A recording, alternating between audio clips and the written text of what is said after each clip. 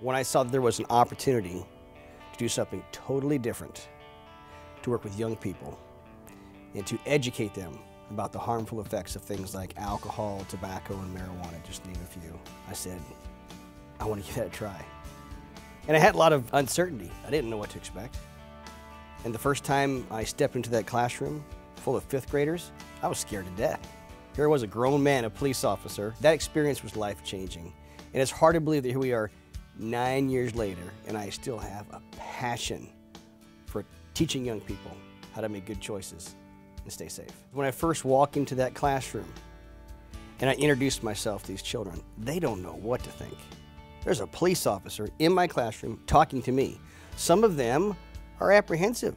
There's some anxiety there because of their life experiences. Others can barely contain themselves. They're so excited. They're just happy that you're there and they cannot wait to interact with you. And what's interesting is we're not just teaching a program or a curriculum, we're building a relationship there. And it's amazing to see the effect that it has on the children and their parents and their families, because by the time it's all over in 3 or 4 months, when they walk up there to receive that DARE certificate, when they graduate, I hear the testimonies of the children or their parents, moms, dads, grandparents coming up. Thank you so much for what you do. We are a DARE family. It's just not what I do Monday through Friday. I bring that home. And one of the things I love is when we sit down at that dinner table every night to share a meal, my children ask me, Dad, what happened today? Tell the story. My 3 oldest children have also gone through the DARE program. They're DARE graduates, and I know you're going to find this shocking. Yeah, I was their DARE officer. This program is so important to our community because the reality is the problem with drugs, substance abuse, it's not going away. We see today, now more than ever, kids are doing what? They're abusing over-the-counter prescription drugs as well as the illicit stuff. So we need to address this problem with a program that's proven effective, with a program that works. That's what DARE offers. DARE is making a difference. One school, one classroom, one student at a time. And we need your help.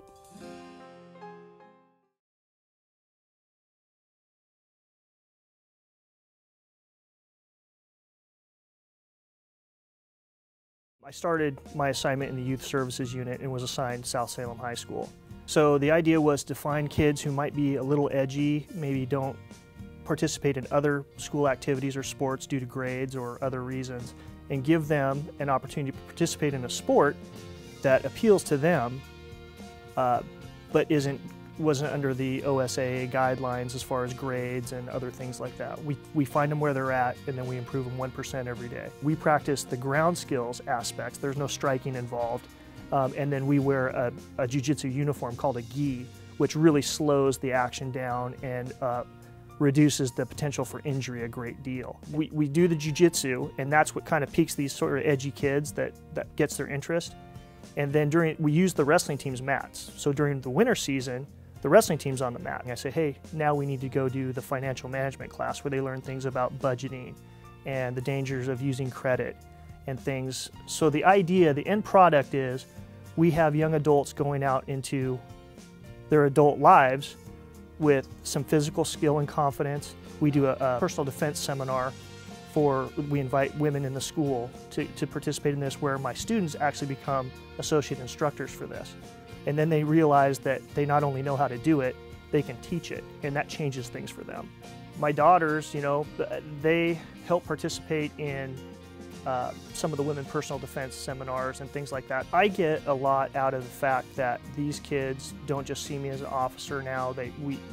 They'll come in and they'll ask me about other things, and I want them to leave with, you know, you don't owe me anything, but if you find an opportunity to do something for somebody else, you need to do that. This is the example we're setting. So just little things like that, they're good feelings. I feel like I'm accomplishing something in those guys and maybe teaching them something that they wouldn't necessarily learn other places.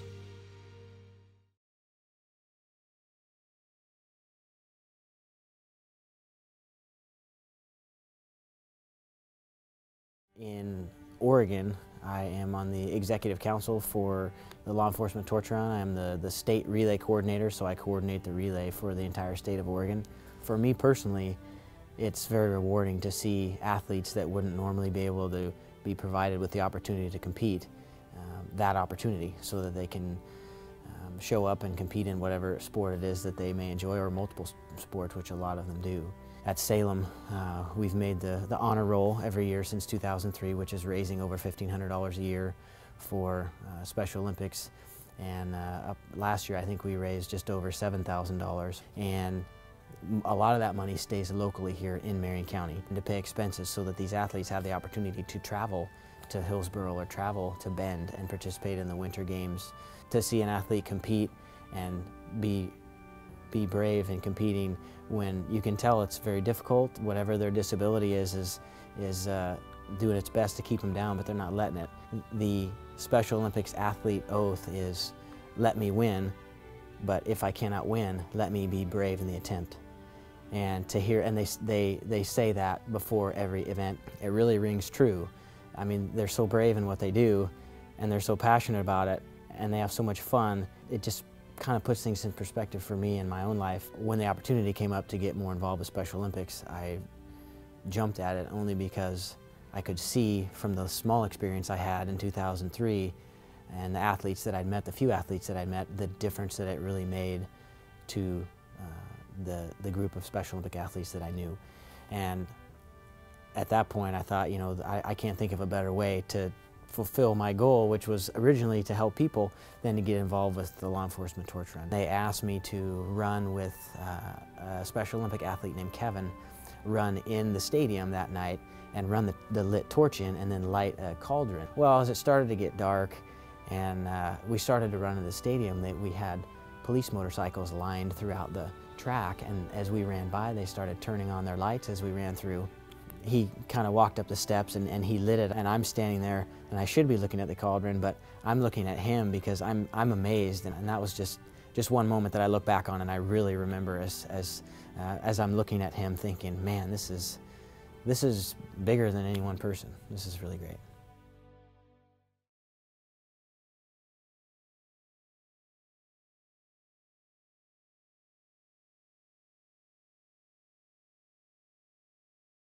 We started Play for a Cure as a softball tournament fundraiser to raise awareness and raise money for breast cancer back in 2002. My mom was diagnosed with breast cancer in 1997, and she passed away in March of 2002. And during that time, it was frustrating for my family and I, as we saw her health decline and her inability to participate in events like runs and walks that were intended for people in her position. I wanted to find an event that would allow everyone at any stage of their illness, their recovery, or their treatment, no matter what age, no matter what ability, to be able to participate in an event.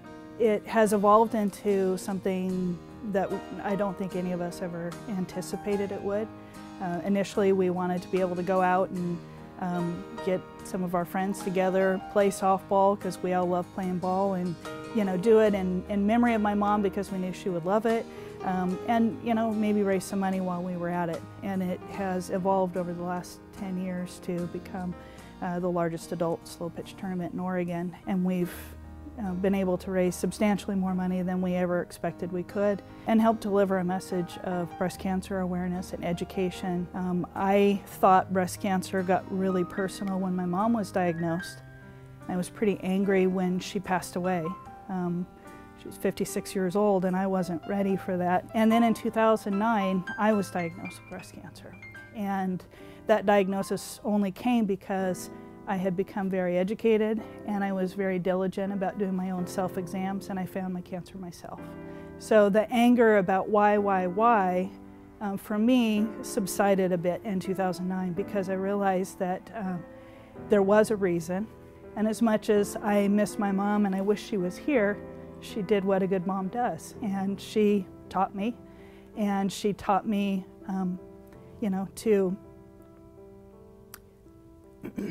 She taught me through her experience, and I took from it the best thing I could have gotten.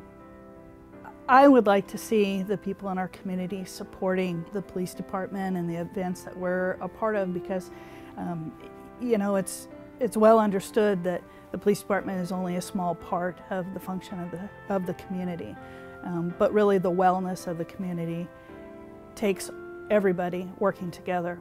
When I take off my uniform and take off my badge every day, I am a part of this community, and I think it's my responsibility to be a part and to do what I can to better our local community and